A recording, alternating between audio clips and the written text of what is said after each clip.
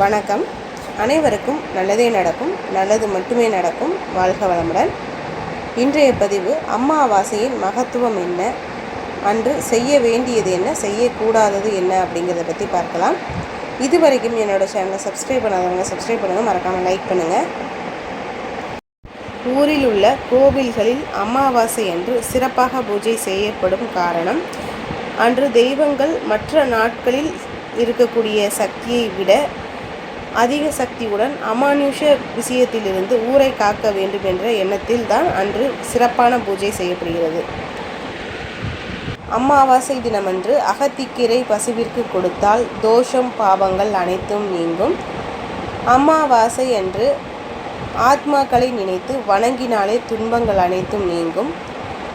காகத்திற்கு உணவு வைத்தால் பித்ருக்களின் மனம் சாந்தி பெற்று சந்ததிகள் வாழ்வு சிறப்பு பெறும்.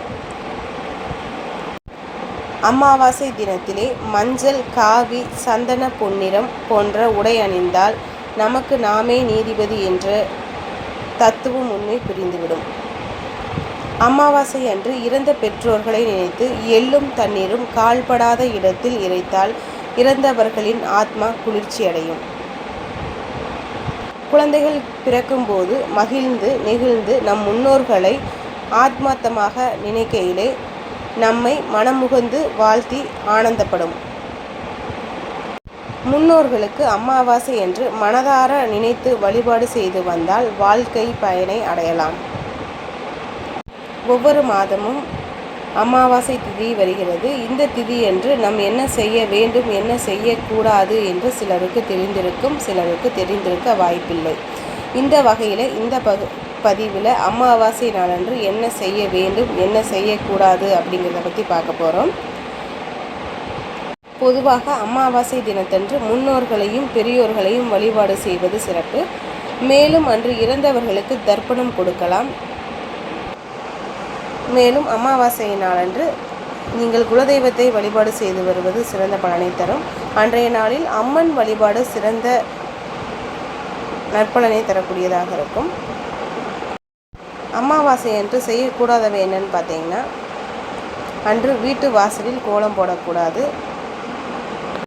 எதற்காக அப்படி சொல்லியிருக்காங்க அப்படின்னு பார்த்தீங்கன்னா, நம்மளுடைய முன்னோர்கள் அமாவாசை அன்று பூமியை நோக்கி வருவதாக இந்து மதத்தில் ஒரு ஐதீகம் இருக்கிறது.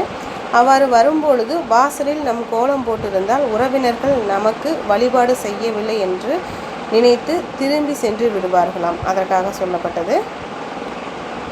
அன்றைய தினத்தில் மிக கடினமான வேலைகளை உடல் ரீதியாக எதுவும் செய்யக்கூடாது. அவ்வாறு செய்து தவறி அடிபட்டு இரத்த காயம் ஏற்பட்டால் அடிபட்ட இடத்தில் வீரியம் அதிகமாக இருக்கும், சீக்கிரம் ஆறாது.